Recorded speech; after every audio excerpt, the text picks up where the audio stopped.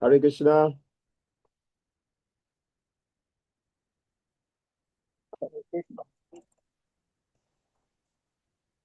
How are you?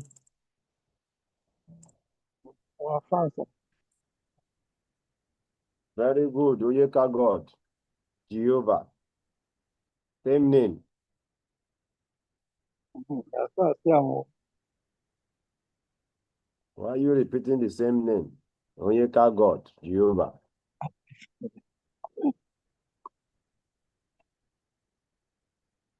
What is the meaning of Oyenka? now Michael, who is like unto God, or who is like God. So your name means God, God, God. So many God in one place. That's how You have faith in God, seriously. by God's grace, Okay, let's start.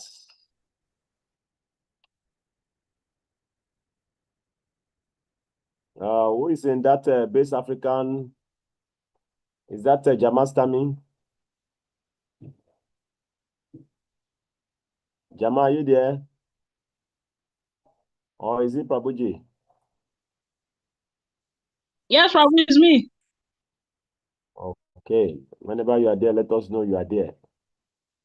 Yes, I'm trying to work on my mic. I'm even using transport to reply now. I can see that. Okay, so let's start.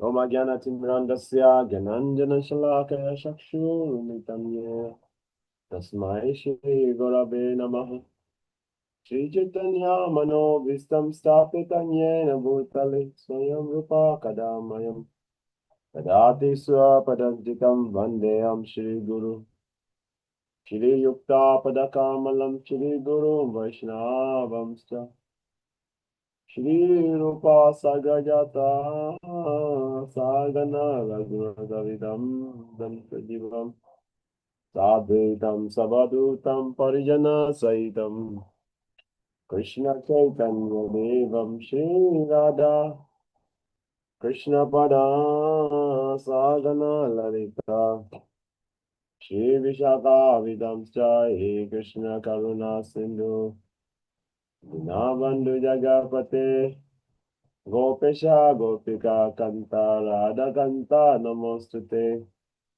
Tapta Kanchana Gorange Radhe Vrindavaneshwari Vishabhanu Sute Devi Pranamami Hari Priye Vanchakapataru Vyasta Kipa Sindhu Vyaivacha Patitana Pavanebhyo Vaishnavibhyo Namo Namah Jaya Shri Krishna Chaitanya Prabhu Nityananda Shri Advaita Gadadhara Shivasari Gaura Bhaktavinda Hare Krishna Krishna Krishna Hare Hare Hare Rama Rama Rama Hare Hare.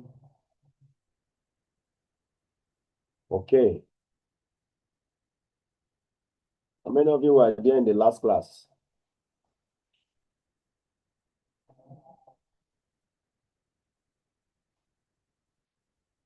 Can you hear me?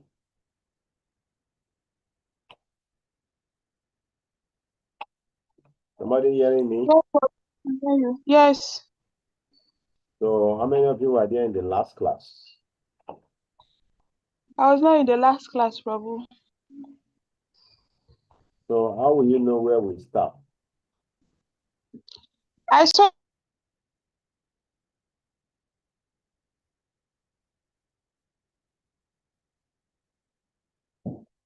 Oyinka, are you in the last class?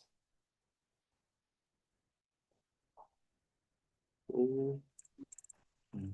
I was there, but I don't know the actual passage when we take. But I know Yes, we are in. Okay, now where are you now? Today you are not in the temple. Where are you? Oyinka, I did somebody place there. what are you doing in this beautiful environment? You are working there. Very well. I go very quick if I go comot for I go comot my video because where I dey now no encourage. Are you in somebody's house or you are in your company? No, I Are know you them house and the person free. And the first also don't dey encourage this kind. So I go do accordingly. okay? So you dey for security post.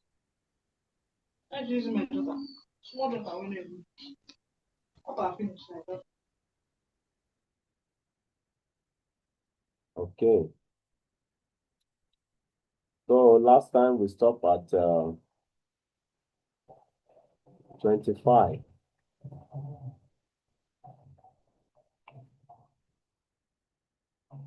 Mm, I'm going to finish this class by 8 o'clock.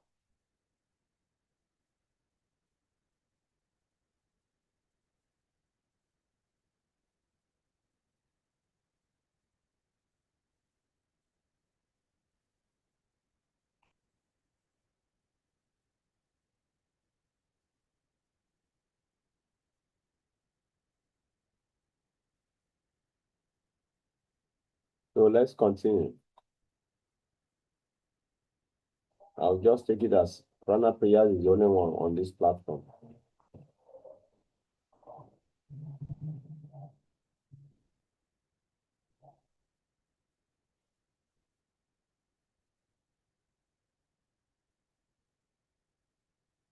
Okay. Let's continue from 26. Ye tueva majanata strutya yevya upasate pepe shati taranteva mritu shruti parayanaha. So yeah, Krishna continued the description to Arjuna about himself being the Kshatriya Gyan and the supreme. Again, there are those who, although not conversant in the spiritual knowledge, begin to worship the supreme person upon hearing about him from others. Because of their tendency to hear from authority, they also transcend the path of birth and death. So this is to show that hearing is very, very important in devotional service. This particular verse is talking about we who develop faith by hearing. And it is mentioned after hearing, you develop faith to worship in Supreme Lord. But because of having faith in authority, they are able to transcend the path of birth and death also. So it's very, very important. The purport explaining the purport that this verse is particularly applicable to modern society because in modern society, there is practically no education in spiritual matters. Some of the people may appear to be atheistic or agnostic or philosophical, but actually there is no knowledge of philosophy. As for the common man, if he is good soul, then there's a chance for advancement by hearing. This hearing process is very important. Lord Chaitanya, who preached the Krishna consciousness movement in the modern world, gave great stress to hearing because if the common man simply hear from authoritative sources, he can progress, especially according to Lord Chaitanya. If he hear the transcendental vibration, Hare Krishna, Krishna Krishna, Hare Hare, Hare Rama, Rama Rama, Hare Hare. It is stated that, therefore, that all men should take advantage of hearing from realized soul and gradually become able to understand everything. The worship of the Supreme Lord will then undoubtedly take place. Lord Chaitanya has said that in this age, no one needs to change his position, but one should give up the endeavor of understanding, of endeavor to understand the absolute truth by speculative reasoning. One should learn to become servant of those who are in knowledge of the Supreme Lord. If one is fortunate enough to become servant of those who are in knowledge of the Supreme Lord, if one is fortunate enough to take shelter of the pure devotee, hearing from him about self-realization and following his footsteps, one will gradually elevated to the position of pure devotee. In this verse, particularly the process of hearing is strongly recommended. And this is very appropriate, although the common man is often not as capable as so-called philosophers. Faithful hearing from an authoritative person will help one transcend this material existence and go back to God. So this is very, very important that we hear from authoritative source. Can you hear me? Yes, Prabhu. Yes, Okay, Prabhu. very good. So this hearing process we are doing now is very, very important. And there's nothing that builds our faith as quick as possible, like hearing about the glories of the Lord. Because only by this hearing from authoritative source that we develop our faith also. So that is why, as a devotee, we should cultivate that habit into our life about hearing, no matter what, we should hear about the Lord every day, no matter what. We should hear about the Lord every day. We should hear about the Lord. We should hear regarding the Lord. We should hear how to please the Lord.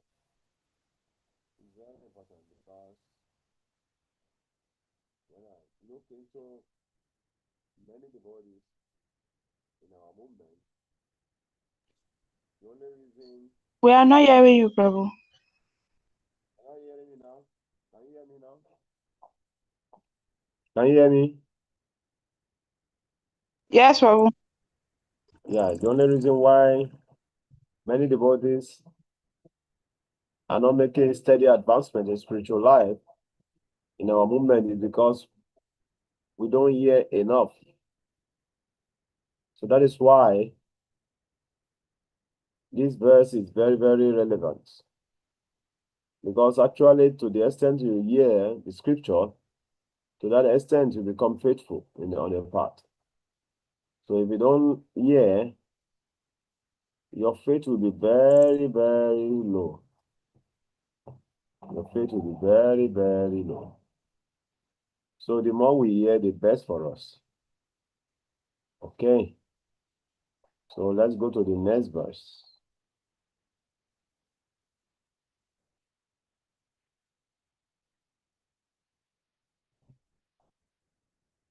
So let's go to test 27. I want somebody to read.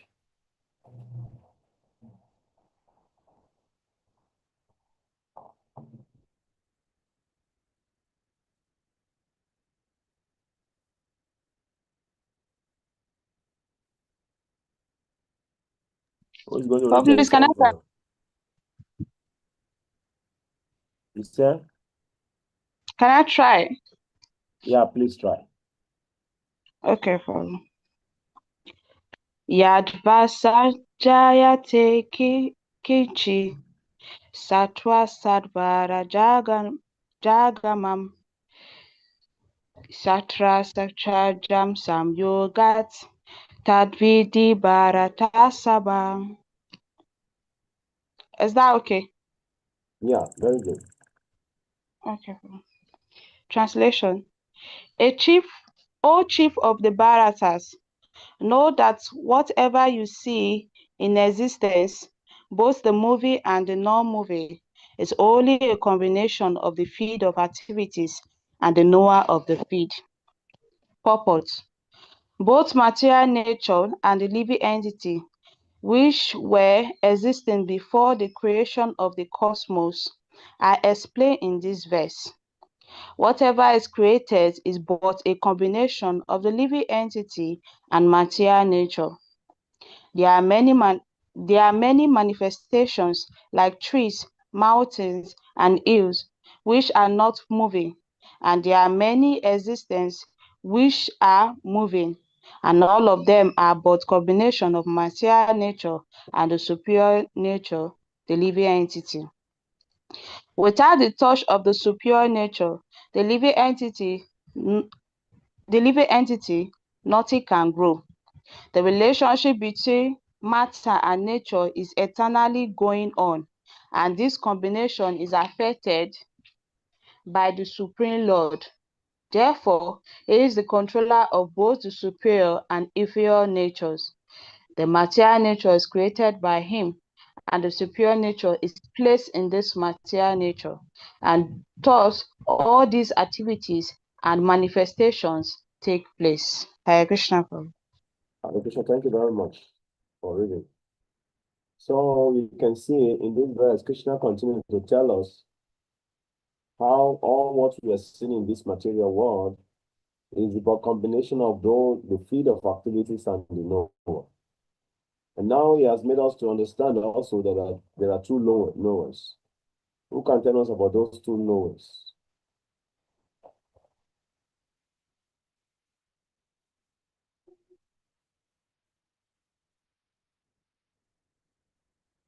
Can you tell us about the two knowers?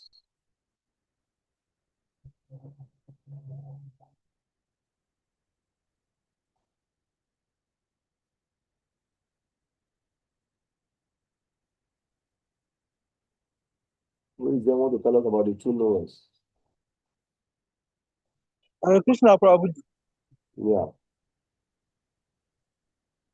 In summary, the two knowers are the giver, the living entity, and the super soul that accompany the giver, while the field of activities is the body through which the living entity is manifesting at the field of activities, such as greeting and everything we do through the material nature. Thank you. So Krishna made us to understand in this particular verse that there are two major things in this world: the field of activities and the knower of the field. So in all the scripture, in all the biblical scripture, there are three topics being discussed: the internal energy of Krishna, about external energy of Krishna, and the marginal energy of Krishna. There is nothing beyond these three topics. Only these three topics. Everything fall under these three topics. And the influence talk about the different nature, in most of nature, all these things fall under this topic about the living entity, both in the liberated state and in the conditioned state. All these fall under the marginal potency. We talk about the creation and of the element and everything in this material world that fall under the external energy of Krishna. So everything being discussed in the scripture fall under these three topics. That is why these topics have been divided by great acharyas into further three topics: Sambandha, Abhideya, and Prayoja. So Sambandha Gyan means knowledge about the living entity, about God, about his relationship with the Supreme Lord, about the material nature, about the spiritual world, all the knowledge that have to do with about our connection with the divine, with the Supreme Lord, is called Sambandha Gyan. Then when we are all convinced in that Sambandha Gyan, then it's very easy for us to engage in the devotional service, which is called Abhideya. Then talking about devotional service and everything connected to devotional service is under that Abhideya. And then after that, then we achieve the goal of life, which is Prayoja, which talk about more about the spiritual world, about the activity of the Supreme Lord with the spirit of the bodies and all the rest. So all these things, they are systematically categorized in the scriptures. And so here, Krishna also is making us understand that in this material world, there are only two things that are very active: the field and the knower of the field. Is that okay? So let's continue. Let's go to the next verse. I said there's some question or contribution.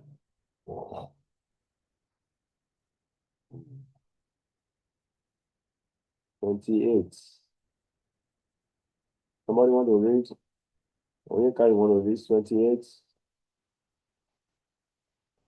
Or you cannot read. Read. Jamastami want to read 28.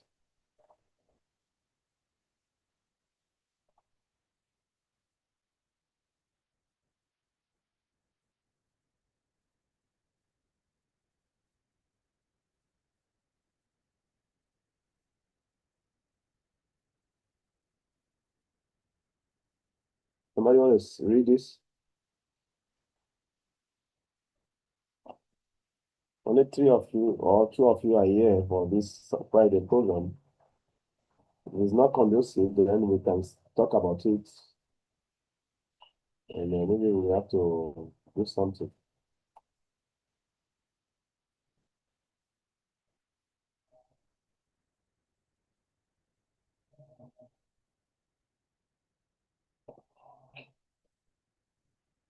Mhm.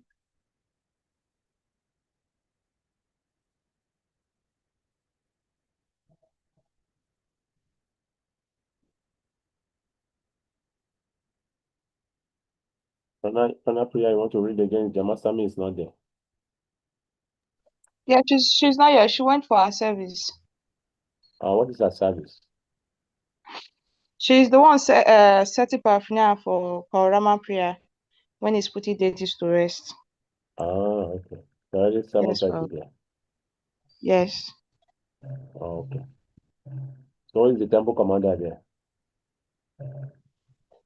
Formerly it was a Damodar Prabhu, but there's no temple commander again. So who is not commanding everybody? No Prabhu. Who is giving the services? Madhara is the one giving services. Okay. So she is the commander.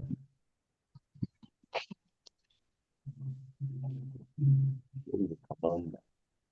Okay, so let's read this one. 28. Want to read again? So that we Let me practice. try. Yeah. Sam Samasave Subhutesu Nestatam Parameshwaram Venasyastwa Avenasyatam Yapasyati Sapasyati. Very good. Translation. One who sees the super soul accompanying the individual soul in all bodies, and who understands that neither the soul nor the super soul within the destructible body is ever destroyed, actually sees. Read Purport. it again. Read it again. One who sees the super soul accompanying the individual soul in all bodies, and one who understands that neither the soul nor the super soul within the destructible body is ever destroyed, actually sees. Purport.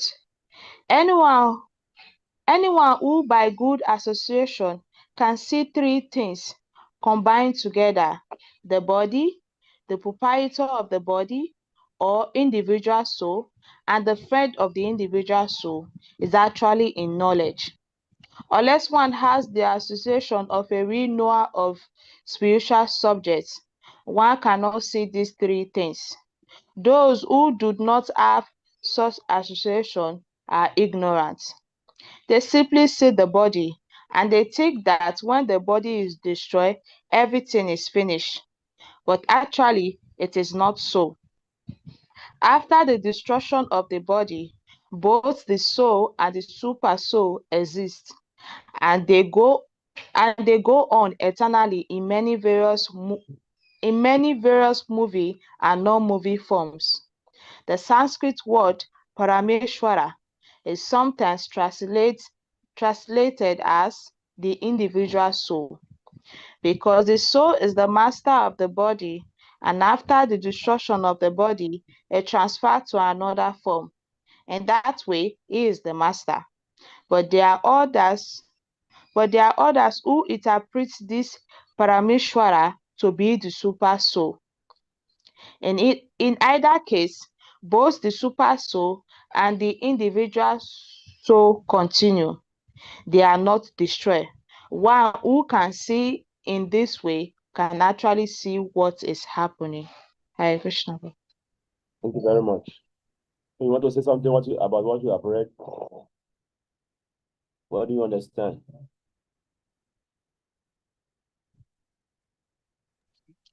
But what I actually understand is that the soul is eternal, like it eternally lives. Because sometimes we think that when the body is dead, the soul is normal, is no more. But by this test, I can understand that the soul transfer from one body to another, whether living or not living. So it is eternal. It is the master of the body. But sometimes we might interpret it that the soul is the super soul, whereas the super soul is also there, and also the soul itself is also there. So both are eternal. Krishna Paul. Thank you very much. So because this simple knowledge that we're able to explain very difficult for so many philosophical scholars who think that there's only one soul and there's no super soul, that the soul is the same as super soul. Those who are impersonalists, very difficult for them to understand this thing you just put in a very simple way. So that is the benefit, that is the benefit and the mercy of Srila Prabhupada's purpose. Prabhupada made everything so clear for us. Some of us studying all these scriptures for many years, we will not realize what we have realized just by hearing Srila Prabhupada's purpose. So every time we have to give our praises and thank Srila Prabhupada for giving us this clear explanation of the scripture. He did this very tirelessly. So we should always be grateful to him and thank him. Very, very important. So let's go to 29. Samapashyamai sarvatra samabhasti tameshwaram nainasti atmanatmanam tato yati param gati. So here the Lord continues to say, one who sees the super soul present everywhere in every living being does not degrade himself by his mind, thus he approaches the transcendental destination. So here is a very, very nice one. One who sees the super soul is equally present everywhere, in every being. So just not only see the super soul in ourselves, but we should see it in other beings also. Does not. So if you're able to achieve this stage, you don't discourage yourself, and you don't degrade yourself. Papa gave a very short purport.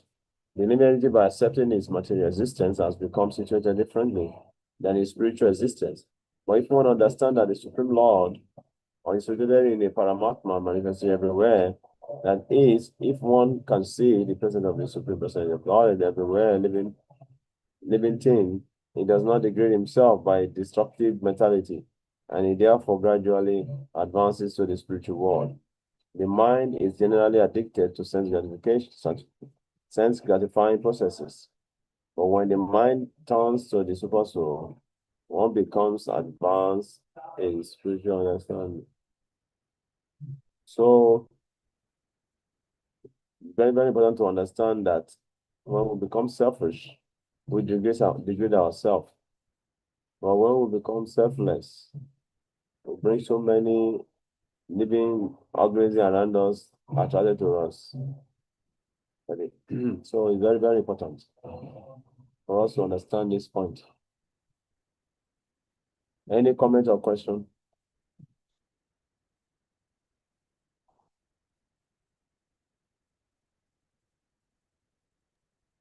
Well, my question is about hearing. Okay, let me hear you.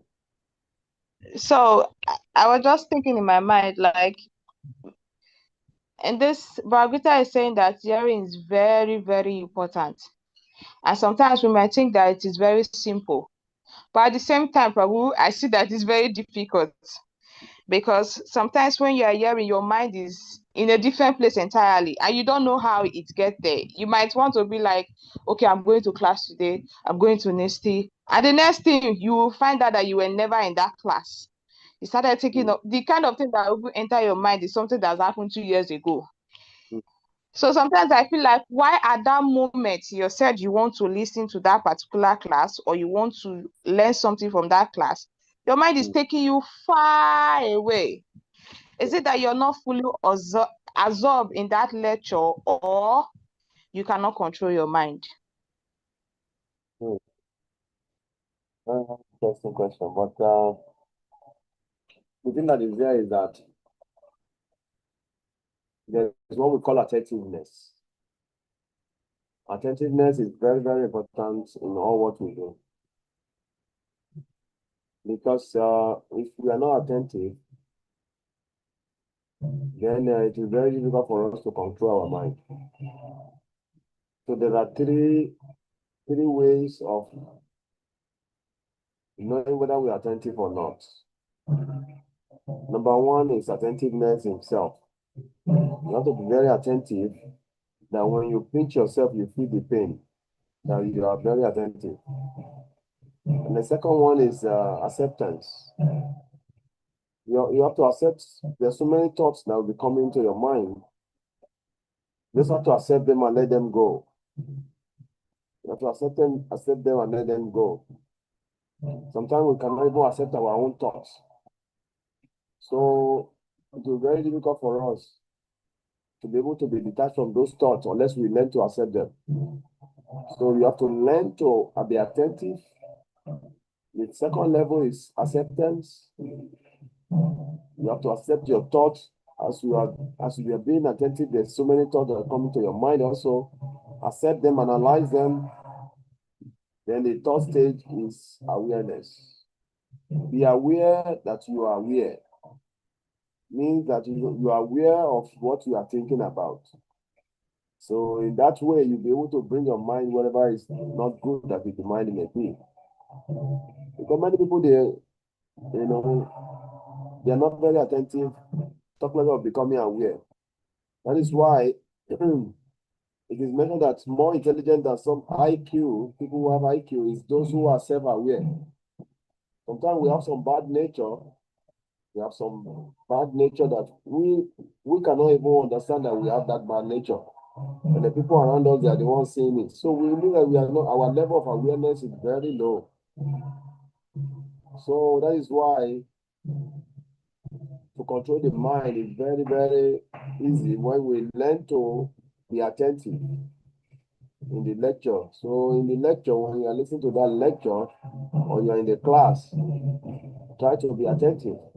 Not only be attentive, also, whatever thought that is going through your mind, you learn to accept them. That's what we call acceptance. So whatever thought that is going through your mind, you should learn to accept them, then be aware of them. So when you accept them and be aware of them, then it's easy for you to revise it back and put it just wherever it belongs. So it's very, very, so to control the mind is the beginning of one who is determined to be happy. If you are made your determination that you want to be happy, the first thing you have to do is to learn to control your mind. Because if you don't control your mind, it's very difficult for you to even be happy with yourself. So your question is very, very relevant. As a devotee, we should learn to be very happy. We should learn to be able to control our mind by learning to accept our thoughts.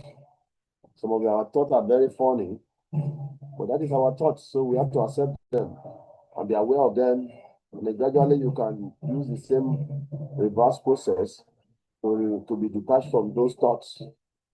In that way, that will help you in your spiritual journey.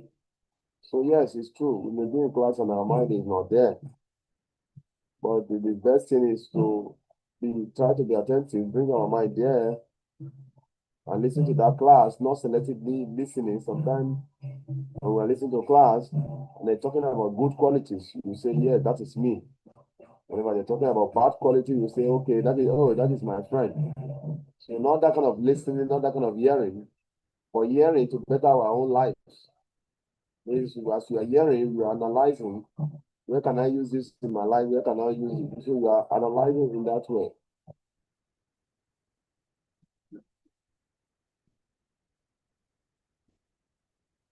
Very clear? Yes, Prabhu. And also this text 29 Yeah. that said that we should see that the super soul is equally present everywhere, even in moving and non-moving entity. So sometimes when we go out for Sankirtan and you're telling somebody that God is in every living entity, even in the trees and the plants, whatever you're doing. And sometimes some ask some kind of funny question like, if God is in that tree, does it communicate with the tree, or God is just dormant in that tree? Sometimes it might be funny, but sometimes I feel it's a very strong question because you might not even have reply to that question sometimes, Prabhu. Yeah, you're right. But the thing that is there is that, so when we say the Lord is in the everything, both moving and not moving, so the Lord, he has manifested himself in Shirudakashai Vishnu, not that it's in the heart of the tree, but the Lord practically is in every atom of the creation. Atom. It is mentioned in Shrimad Samhita, Anoparayan, what is that shloka line that the Lord is there, Paramanuchayatarastam, is there even in the minute atom. So not only the Lord is in our heart, the Lord is in every atom of his creation. You cannot understand it. You need to imagine this. You have to contemplate about it, and by the mercy of the Lord, then you can realize what is mean.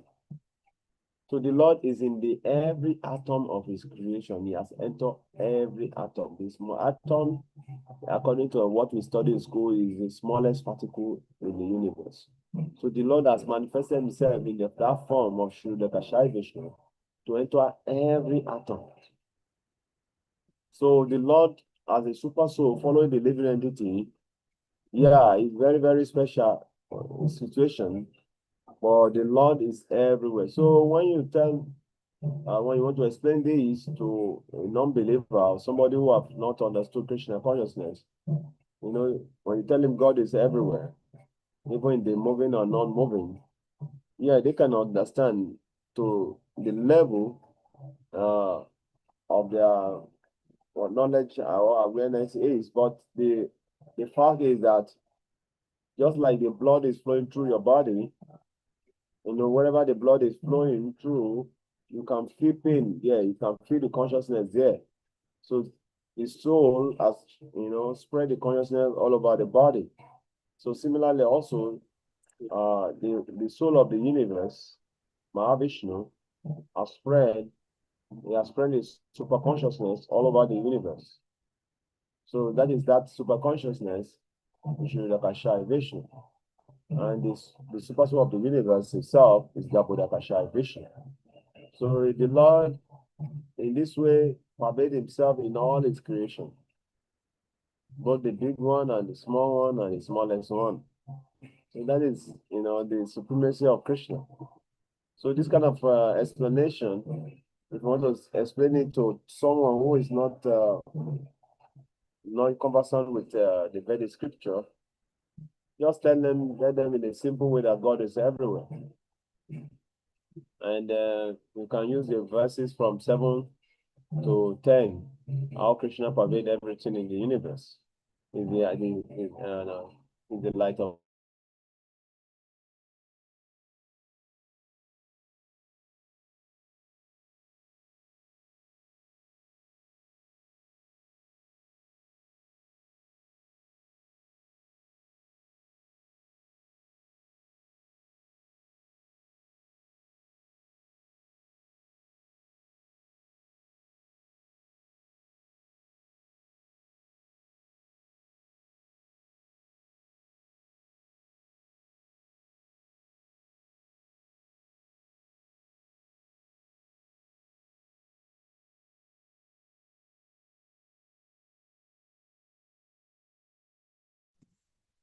What is going on? What is the silence all about? Nobody is talking. Hare Krishna. Hare This is Krishna. silence. Hare Krishna. Please, if any of you have some feedback to give me, you should give. Usually we used to give forms to students to fill feedback for each and every teacher. And I'm not happy with the attendance, the way it is going. And we cannot just blame everybody also, because if the timing is not consistent, it affects focus, you know. So we are sorry that this attendance is very demoralizing. The attendance is very, very demoralizing. But I don't want to blame the students also, because so many changes, so many empty weekends, it affects the focus, you know. So bear with us. It's very painful to me as an individual. It's very painful. But please talk to yourselves. You should attend this. You should attend classes. Otherwise, it demoralizes the teacher also. But the teacher has also contributed by not being consistent. Three good weekends, no classes. So everything put together means everybody should try to encourage everybody. Let us go ahead, please. Yeah. It's like his data is having some issues. That's why he has gone off. I don't know.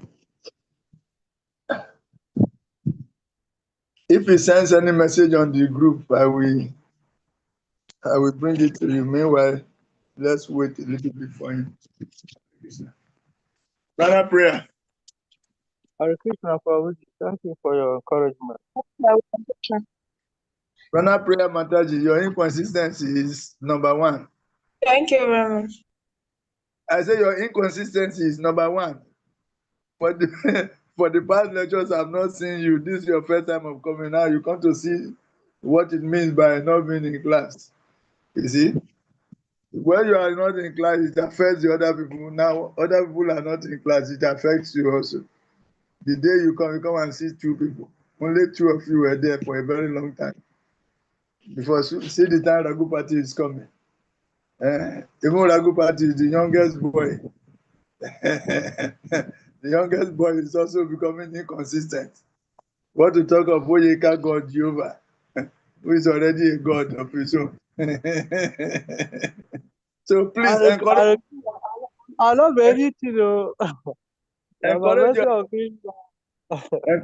you are trying, but we want you to try more. Let us focus and finish hard. I don't like the way things are going. See, the students have lost focus because of 3 consecutive weekends of no classes. You see? So that is it. It's affecting the focus of the students. And they have something to complain about, but they don't want to complain also. So the thing is affecting their attitude towards the classes. So encourage yourselves, okay? It will improve, I think. Okay, Prabhu. Hare Krishna. Hare Krishna. Spending me so much. I call some other students, their phones are not ringing, they're not even picking. You see? We should be at least 10 in this class. Yeah. See? Meanwhile, this coming back to Friday, as also is attacking our IDC course too. By this time, our IDC course is supposed to be in session. So, okay. Prabhu? Please, Hare Krishna. Hare Krishna, Prabhu. Is that not? Yes, I can hear you. Oh, you can hear me? Okay, very good. Okay. My internet went up. Yeah. So is my explanation clear? Yes, Prabhu. Thank you so much. Okay, so now we go to the next verse. 31. Somebody want to read?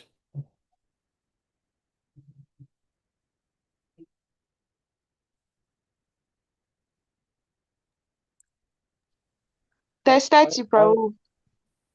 You're in 30? Yes, Prabhu. Okay, somebody want to read 30?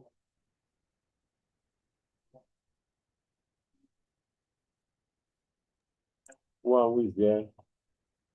Let me try. Go ahead.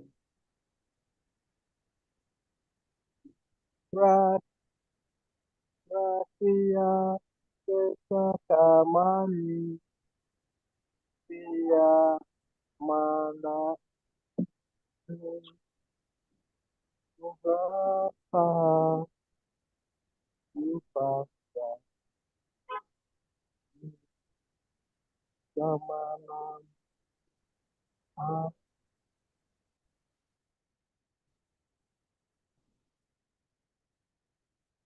Just read the translation.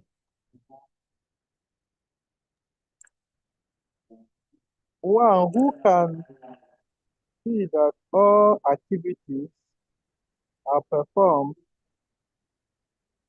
by the body, which is created of material nature, and there sees that self dwells, nothing actually. Okay. One who can see the purpose. This body is made by material nature under the direction of the super soul, and the whatever activities are going on in respect to one's body are not a sin. Whatever one is supposed to do, either for happiness or for this, one is forced to do because of the body condition. Itself, however, outside all bodily activity. Each body is given according to one's past desire. To fulfill desire, one is given the body with which he acts accordingly. Practically speaking, the body is a machine designed by the Supreme Lord to fulfill desire. Because of desire, one is put into difficult circumstances to suffer or to enjoy. This transcendental vision of the living entity, when developed, makes one separate from bodily activities. One who has such a vision and is an actual seer like prophet and a teacher. Where did you see prophet there? Okay. Now, seer. Very good. So it's a very nice, interesting, verse, because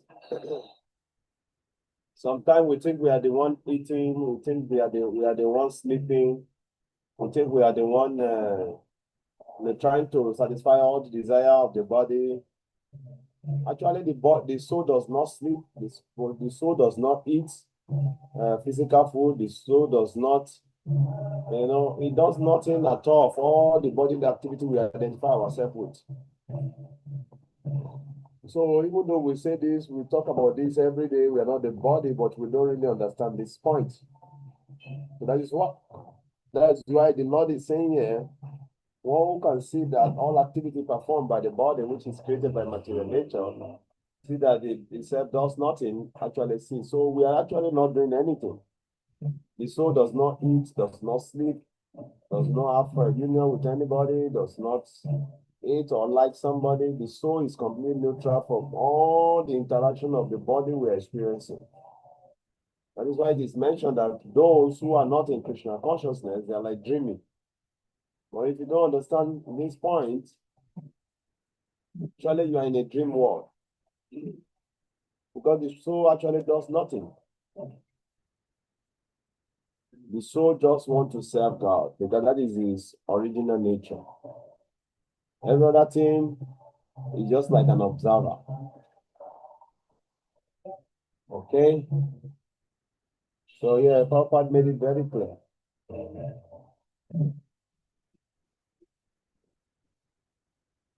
So let's go to 31 now. When a sensible man ceases to see different identity due to different material bodies, and he sees how being expanded everywhere, he attains to primal conception. So this is a very high level of consciousness for the devotees who is trying and cultivating Krishna consciousness.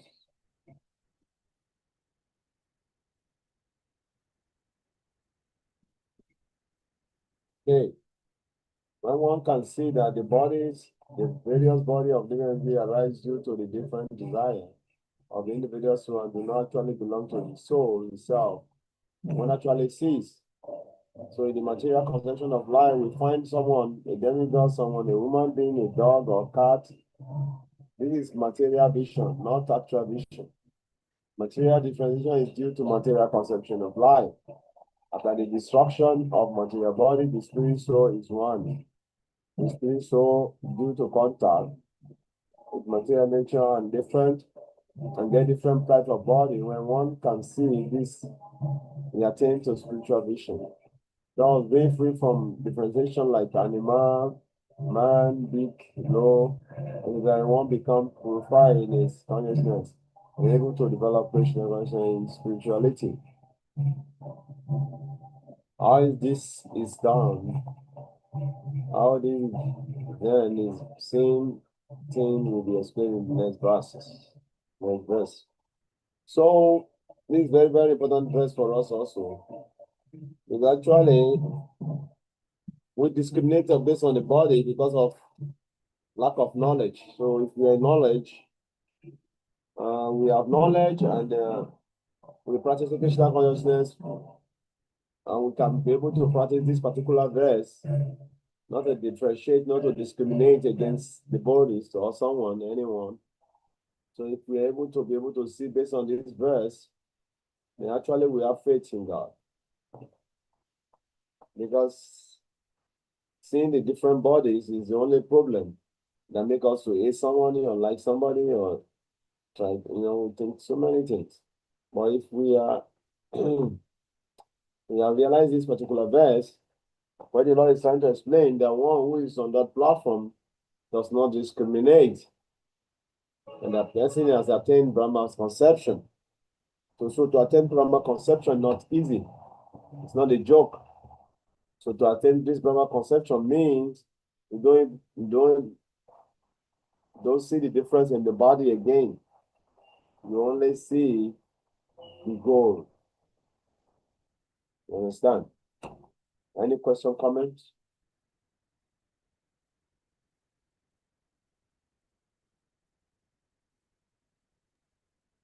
I think now. Yes, Sunika. So what this thing I understand is that the the body, the soul does not, the soul is neutral. All the desire of the soul serve the supreme personality of the Godhead. So all the things you are doing, you see another, you think you are enjoying or you are suffering or you are enjoying. So it's neutral. The body constitution that is determining all those based on our past activities and desire, which now enable the soul to enter into the body that will make him to be able to enjoy the like a cat. So is in the cat dog manifesting Yeah, as come a in. cat as Yeah. it manifests. Go ahead. So inside the company. So yeah, so it's very good.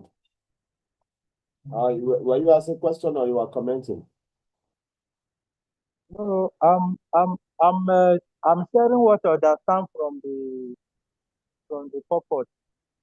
Very good. So let's go ahead.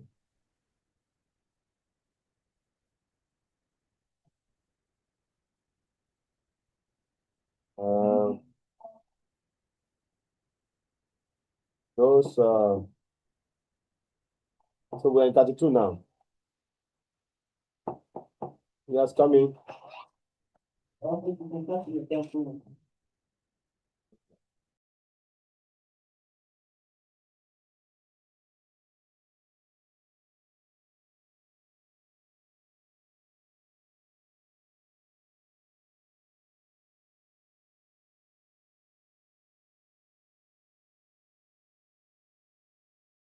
So let's continue.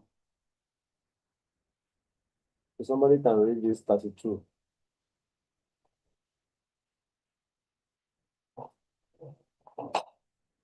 What is reading 32?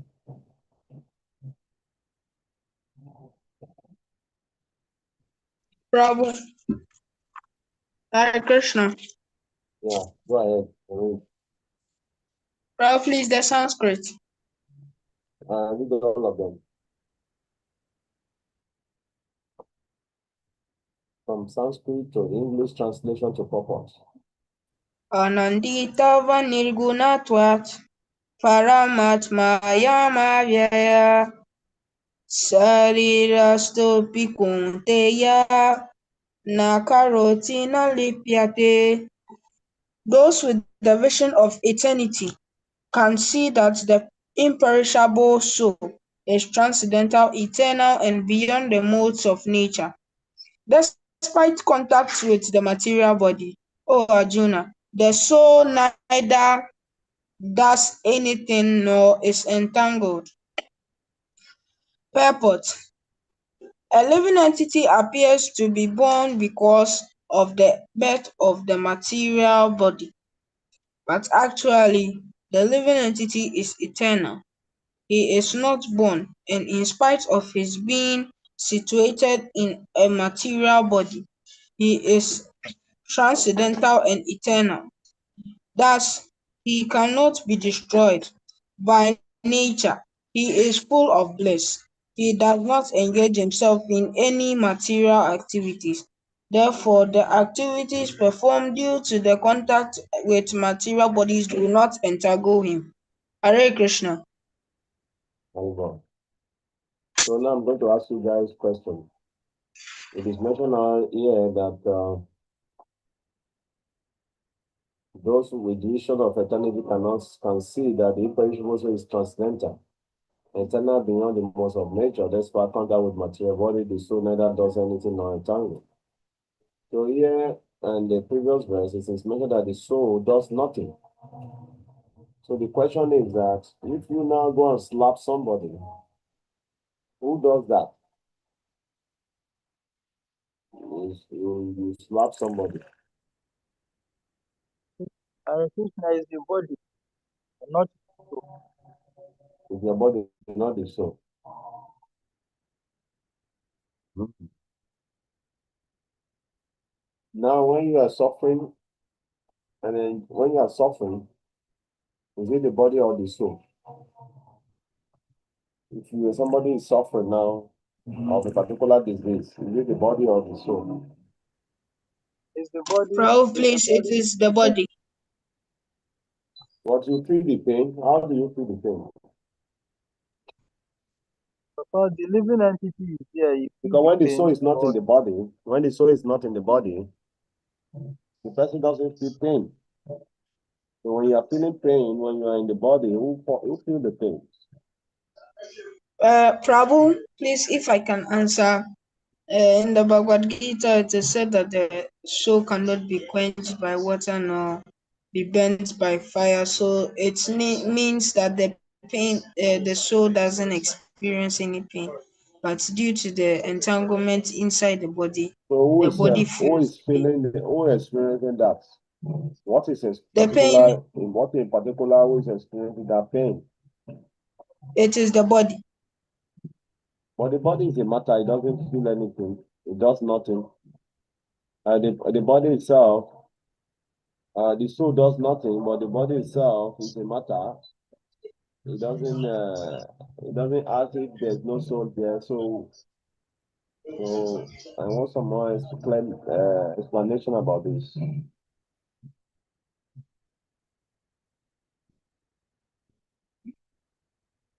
Yes.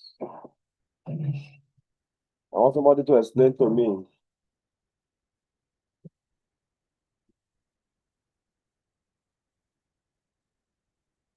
I want somebody to explain to me.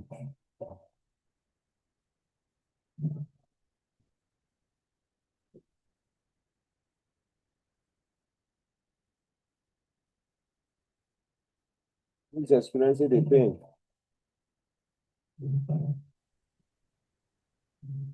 Both the super soul and the giver, the living entity within the body experience pain because they accompany the No, super but they soul say that the soul, the super soul does not interfere, and the soul does nothing. So how can you experience the pain when it does nothing?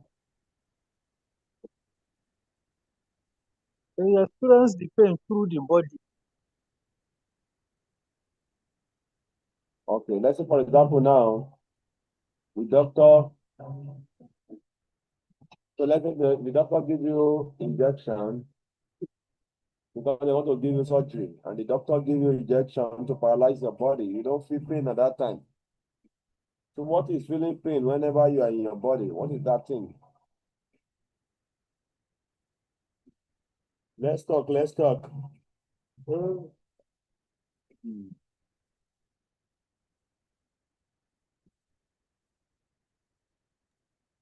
Is the I think there is the giver that is experiencing pain The soul does not experience pain. because of the consciousness. Yes. We are getting closer, but you have still not answered my question. I'm not going to answer this question for you guys. All of you have to come out and answer it.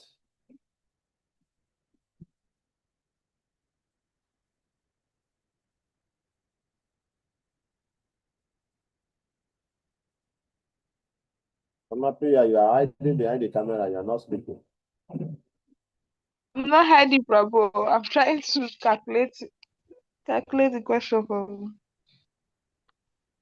Agupati is talking to his parents. Instead of him to explain my question.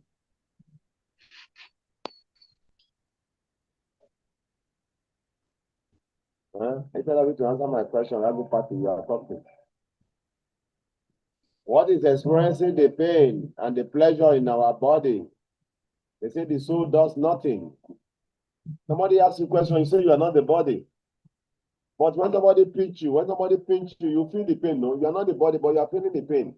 And the soul is not feeling. So who is experiencing that pain and pleasure that we are talking about?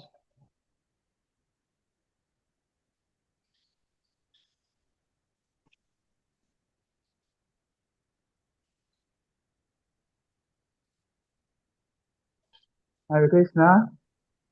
Yes. Please come here, try. Please go ahead. Yes, thank you very much, Babu. Yes, the soul does nothing.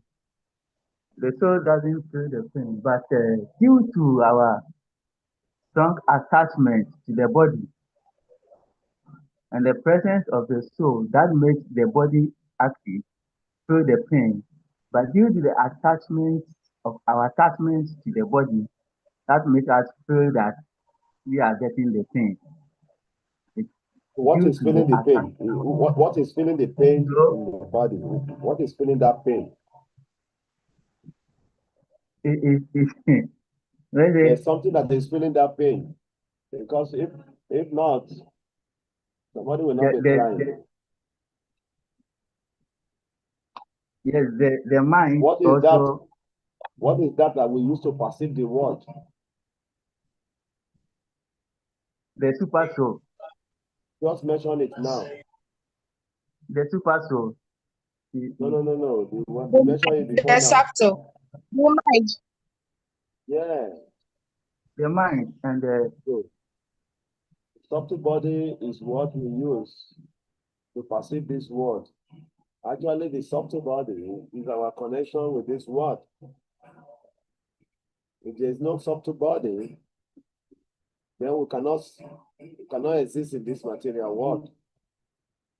Because that subtle body is our connection. When you see things, your mind tell you it's like this, it's black, it's yellow, it's green. That's why when you put a color glass in your face, you start seeing color, the same eyes. Once you put another color, you see something different. So we are using this mind, our mind. And the duty of the mind is thinking, feeling, and willing. Thinking, feeling, and willing. That is function of the mind. So the mind is what we are using to experience this world. So that is why those who have become transcendental, those who have become transcendental, go beyond the mind, purify the mind, they can really understand this philosophy that pain and pleasure is the same. Happiness and distress is the same, because at that time, their mind has become purified. They have transcended the mind. So we purifying our mind and transcending mind is very important for us to be able to come to that platform of this philosophy we are speaking. Very, very important. If not, we may speak the big philosophy, but in practical, very difficult for us to practice because our mind is contaminated. So the mind is what we use for perceiving this world. Whatever pain we are experiencing because of our mind is telling us that there's a pain there.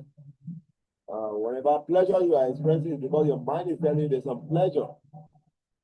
So those who have transcended the mind, they don't feel any pain and pleasure. They become neutral to all these things. That is why it is mentioned by Bhagavad Gita chapter 6 that those who are on that transcendental platform, they see stone and gold to be the same because they have transcended the mind. That is what we use to perceive this world. Very, very important to understand this philosophy. That clear now? That's probably Yes, Prabhu. So let's go to the next verse.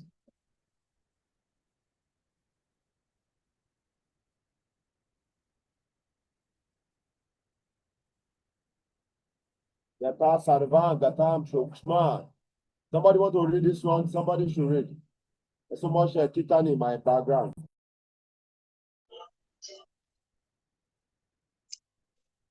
Prabhu, please, can I read again? Prabhu? Go ahead and read. There's somebody else to Okay, read the next one. okay. Yata sarvagatam saukshmyad akasham nopalipyate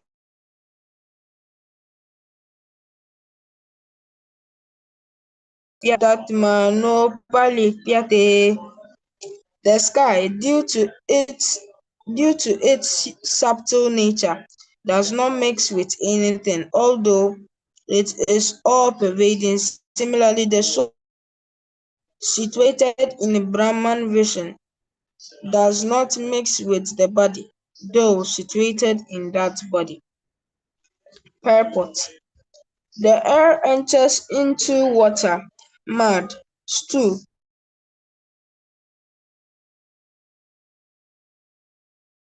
anything. Similarly, the living entity, even though situated in varieties of body, is aloof from them due to his subtle nature. Therefore, it is impossible to see with the material. The living entity is in contact with this body and how he is out of it after the destruction of the body. No one in science can ascertain this. Hare Krishna.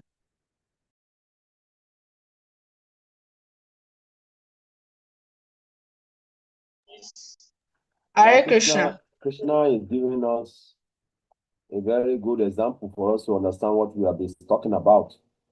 Here, Krishna says, the sky, due to its subtle nature, does not mix with anything, although it's all pervading.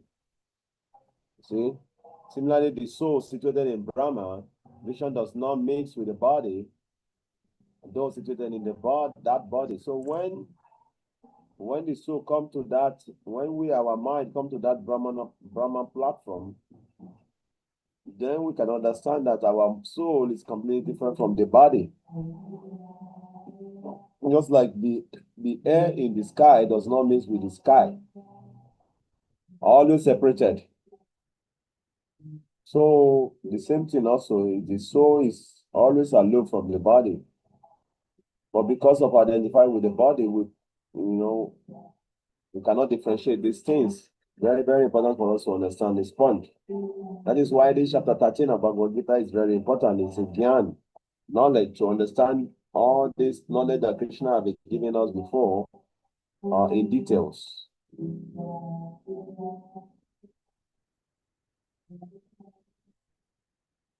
Somebody else want to read this one?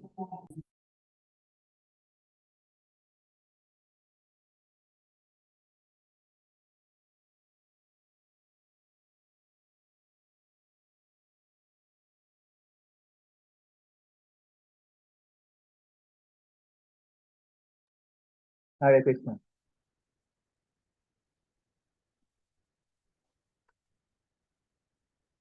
Can I start to read, please?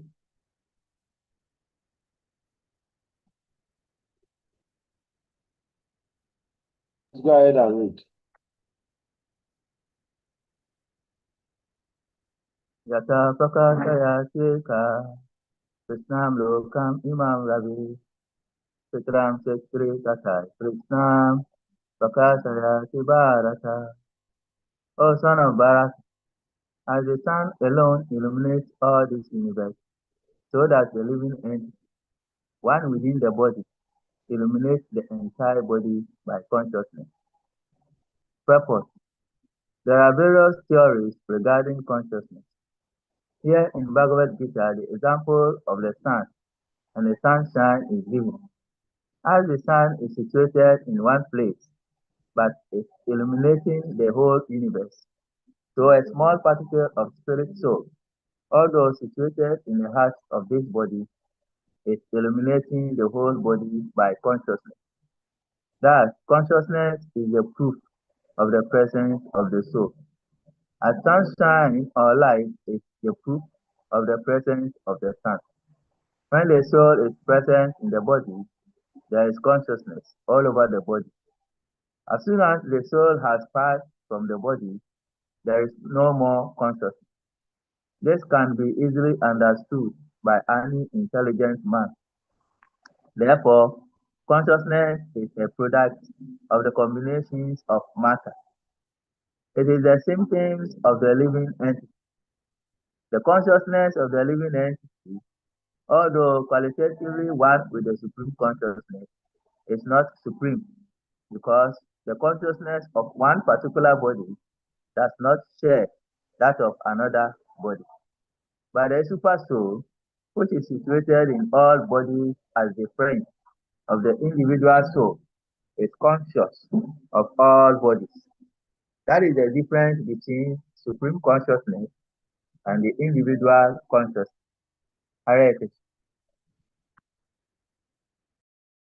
So that is very good example Krishna has given again to illustrate how the soul pervades and illuminates the body through consciousness, and gave a very good example of the sun and the sunshine. Sun, just as the sun illuminates the universe, similarly also the soul illuminates the whole body. And that is why we can feel the consciousness in every part of our body, wherever the blood is flowing. So very, very easy for us to understand this analogy. So the soul is situated at the heart, region of the heart, but illuminates all the whole body with consciousness. And that consciousness moves through the bloodstream. That is why when the blood drains out, then the person tends to leave the body, because these are the carrier of the consciousness, especially the blood.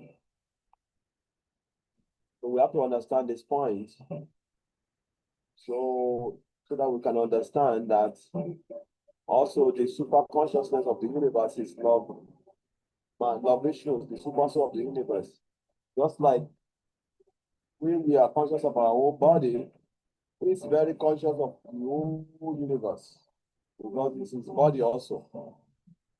So it's very, very, very, very important for us to understand this point. Sometimes we don't understand it. That is why in the second canto of Srimad Bhagavatam, the Lord is being described how it pervades the whole universe, how the forest is the hair on his body, the beasts are his bells, the sun is his eyes. You don't understand all these things. When you understand, then you will know how the power of the whole universe itself. And so it's super conscious. So that is why the devotee is a wonderful environmentalist if you want to be, because he knows how the universe is connected to Krishna directly. And so it's very, very important. So the Lord, being the super soul of the universe, is conscious of our bodies. And meanwhile, we are limited. We can only conscious of our body. I only know what is going on in my body. I don't know what is going on in other people's body. So this is very simple analogy and interpretation as so it's given to us here to understand this point.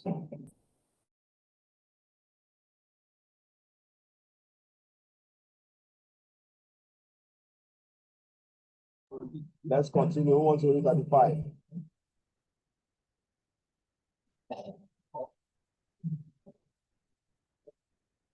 Who has not read?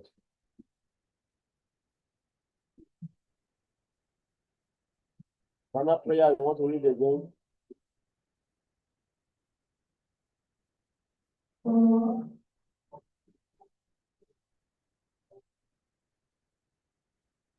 What is final prayer?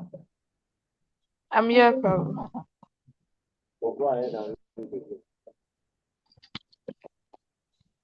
Sestra jayom eva ataram jana sakshusa vuktam prakriti muksam cha ye vido yatite param.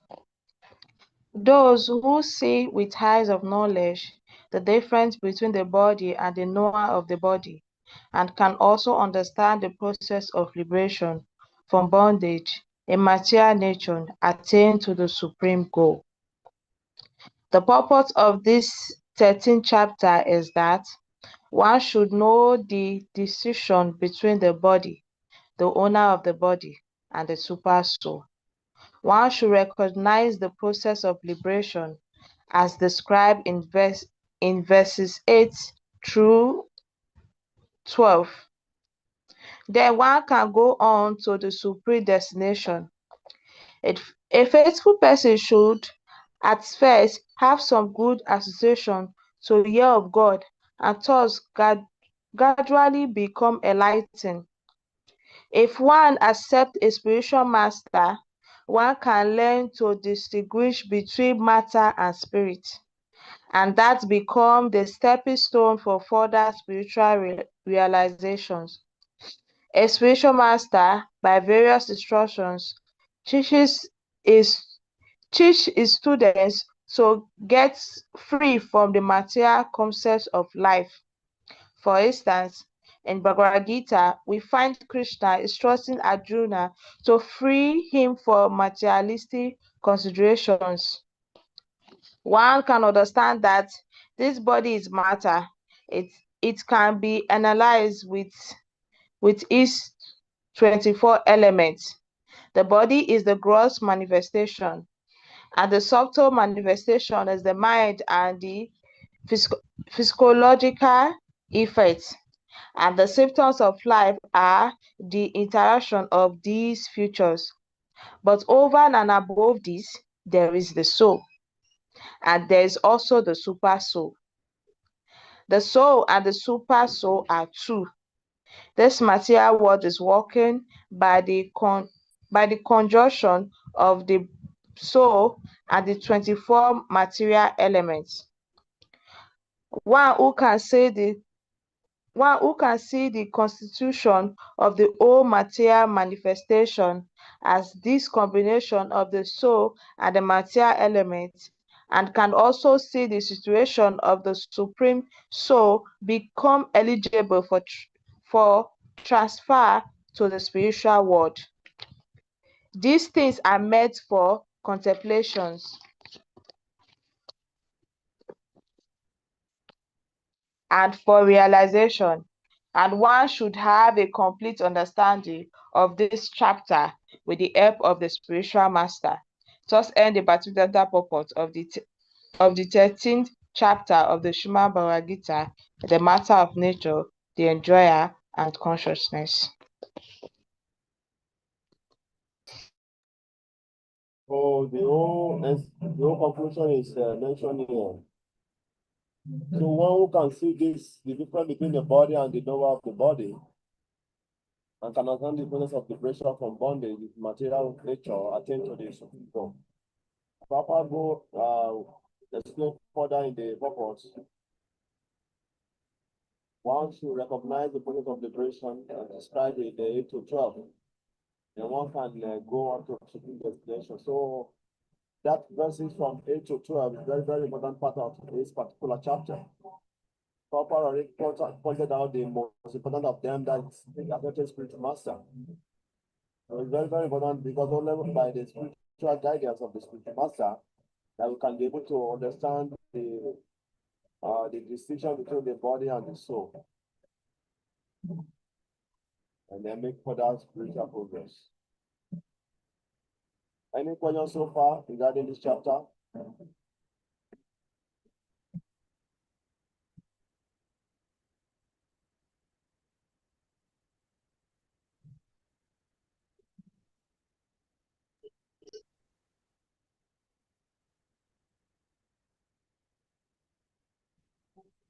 Any question? Yeah, Ragu Party. Hare Krishna, Prabhu. Yeah, Hare Krishna, Prabhu. Prabhu, please, I wanted to know. Okay, Prabhu, please, I wanted to know that this kind of heart, these intestines and sense we see in our body, where can we classify them? What sense? Prabhu, you said, Where can you classify them in what sense?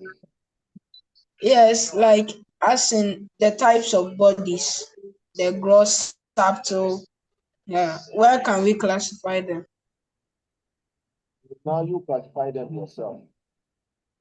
So ask your liver, your kidney, where can you classify them? Is it a soft body or your physical body? Well, The intestine is tangible now, something that can be handled. So it's physical. Yeah, I'm asking Ragu Party. Where can you classify them, Ragu Party? okay, Prabhu, gross.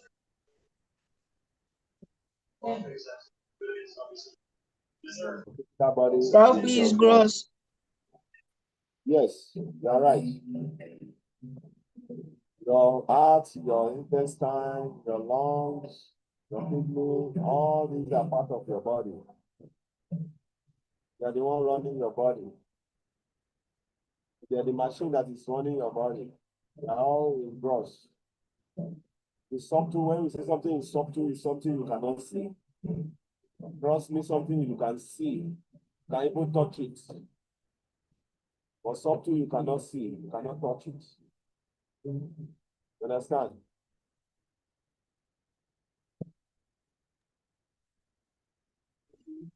Okay, Prabhu. Any other question?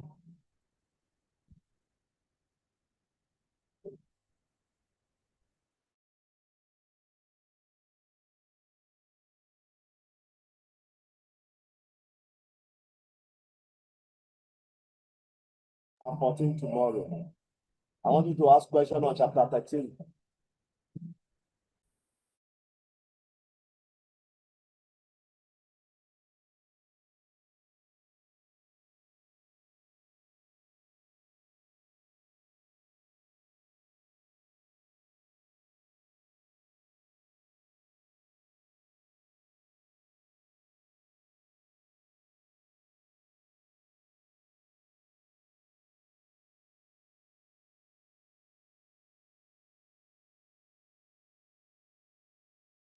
Hare Krishna.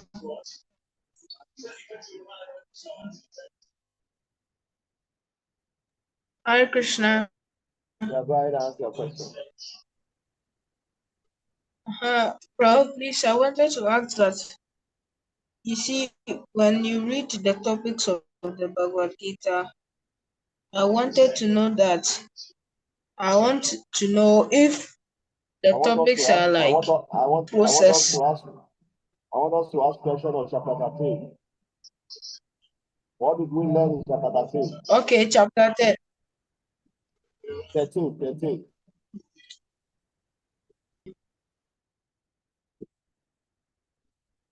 Just finish chapter 13. What do we understand there? Any question regarding what we have studied so far?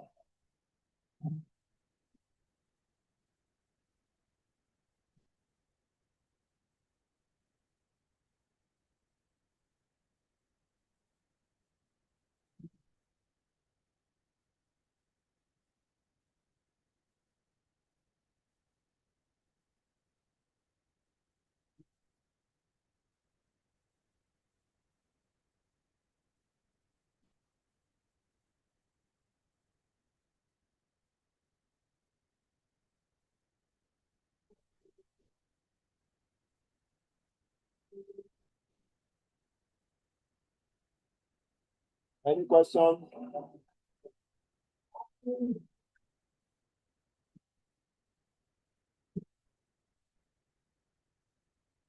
You ask question, I'm going to ask you question.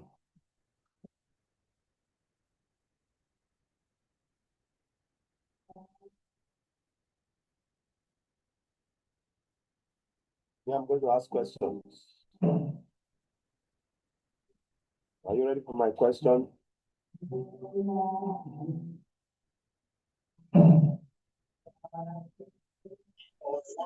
Yes, Prabhu. Okay. So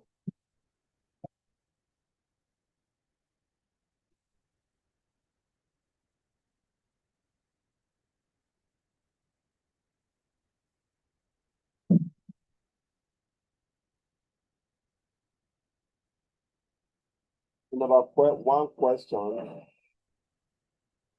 Are you ready? Yeah.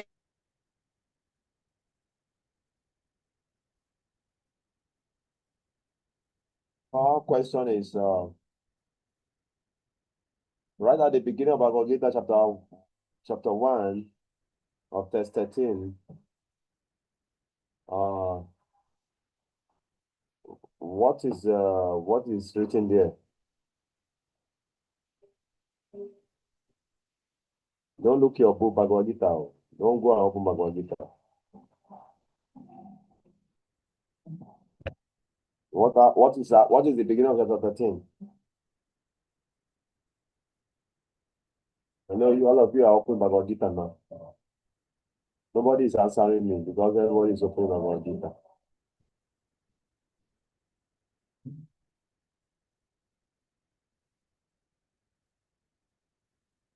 So you tell me after looking the Bhagavad Gita what is there?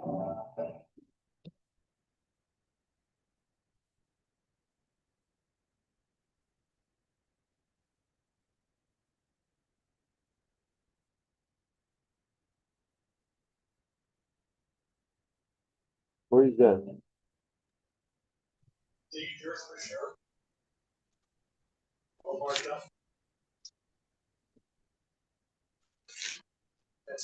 Yeah, go ahead. Prabhu, please. Arjuna was asking Krishna about the Purusha, the enjoyer, the field of activities, and then Krishna was answering him. Okay. So what is Kshetra? What is Kshetra? Kshetra means the field. What is Kshetra again? Field of activities. And what is Prakriti? And in what verse when Krishna mentioned about Prakriti? That's tell me the verse. You cannot tell me the verse when you have not gotten the answer. What is Prakriti and what verse Krishna mentioned about Prakriti?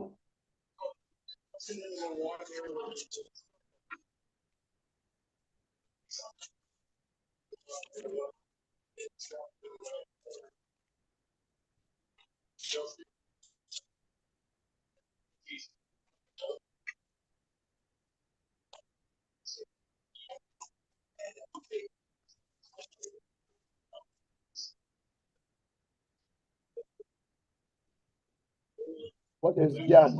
And what verse from what verse to what verse Krishna talk about Gyan? Prabhu,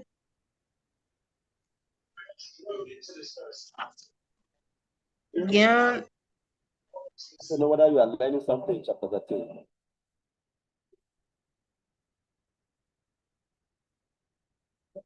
If not, I will be very tired to come to this class. What are you learning? Are you coming to class because somebody is calling you to come to the class, or you are really learning something?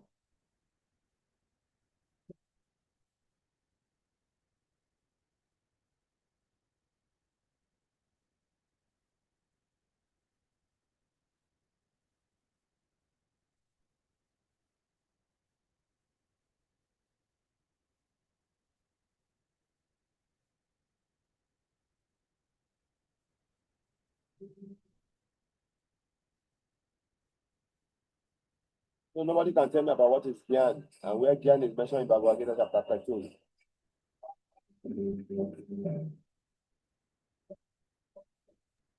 Prabhu, please, Gyan means knowledge. Where is knowledge mentioned in chapter 13?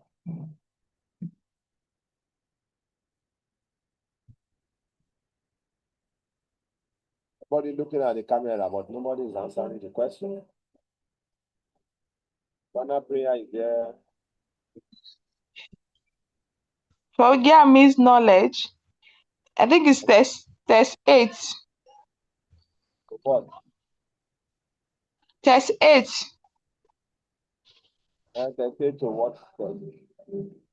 So 12. What about Prakriti?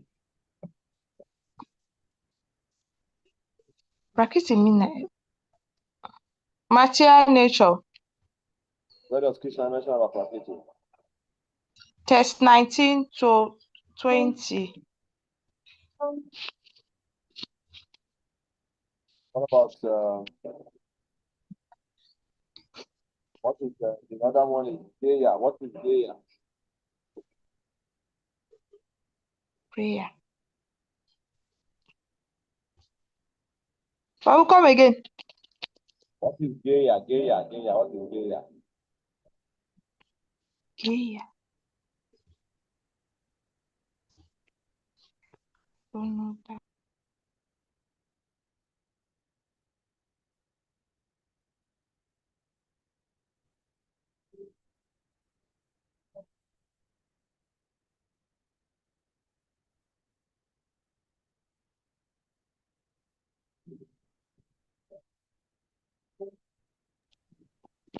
But with the object of knowledge. You are going to check your book. You are not answering my question direct.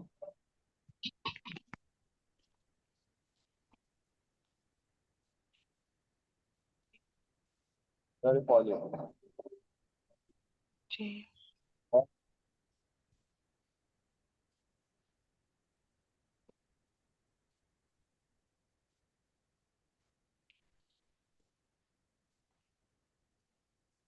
So what is the last one is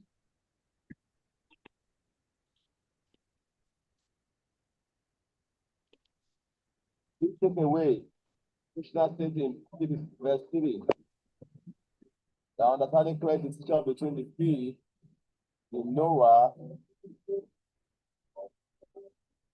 what actually constitutes real liberating wisdom. Okay. That's clear. What is Purusha? Prabhu.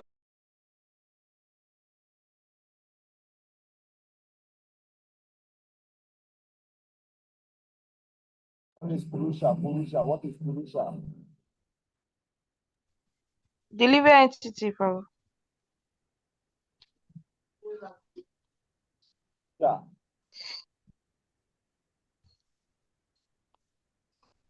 The living entity.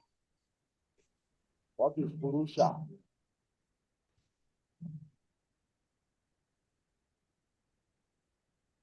What? These are the main points of what we discussed in chapter 13. I'm asking you. In the beginning, Arjuna asked how many questions? Let us go back to that.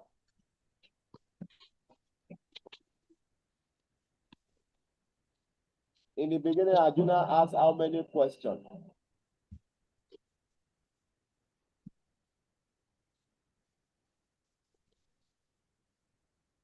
I'm asking you. Prabhu, please 6 questions, 6. Prabhu. 6. 6 questions. 6. So tomorrow, your assignment is there. Please write it down. Assignment for everyone. I don't want to hear that I'm not done it. Are you writing it down? Yes, Prabhu. Yes. The assignment is that tomorrow you tell me, so where Krishna explained those 6 points, 6 questions of Arjuna in chapter 13, you tell me 1. Krishna talk about this number 1 question in this verse. Krishna talk about number 2 question in this. That is your assignment tomorrow. You tell me where Krishna answer Arjuna's question in chapter 13. Is that clear? Yes, Prabhu. Yes, Prabhu. Okay, somebody who says it's clear, please explain to me what I asked you to do. Hare Krishna, Prabhu. Yeah. Prabhu, please, you said that when we go, we should write according to the questions that Arjuna gave. If number 1 is this, the number 1 is the number 1 question Arjuna gave to Krishna, and then the place where Krishna answered the question of the number 1, the number 2 question, and where Krishna answered the number 2 questions. You have from this night tomorrow to answer that question. Okay, Prabhu. Okay, Prabhu. I don't want to I don't want to get excuse tomorrow. That is what we are going to start the class with tomorrow before we enter into chapter 14. Chapter 14, which is a very special chapter. Is that clear? Yes, Prabhu. Okay, Prabhu. So we're going to stop here today. Thank you very much for coming. Tell other students that on Friday we time in and Saturday we time in. It's going to be a little bit different because of the activities going on in the temple here. Hare Krishna. So what time are you starting tomorrow? Tell them now. They already know. Tomorrow is 7:30. Yeah. 7:30 Hey. No, 9. 7:30 in Ghana time, 30 in Nigerian time. And Yeah. Prabhu, what was the timing for Friday also? I was told it's 7 p.m. Ghana time. 6 o'clock to 8 Yes, o'clock. Prabhu. It's 6 o'clock Ghana time to 8 o'clock Ghana time, which is 7 to 9 Nigerian time. Okay, so So for now, we're going to only be having lectures or classes Friday evening and Saturday morning because Sunday is very busy for me. okay, Prabhu. So thank you very much. See you tomorrow morning. Hare Krishna.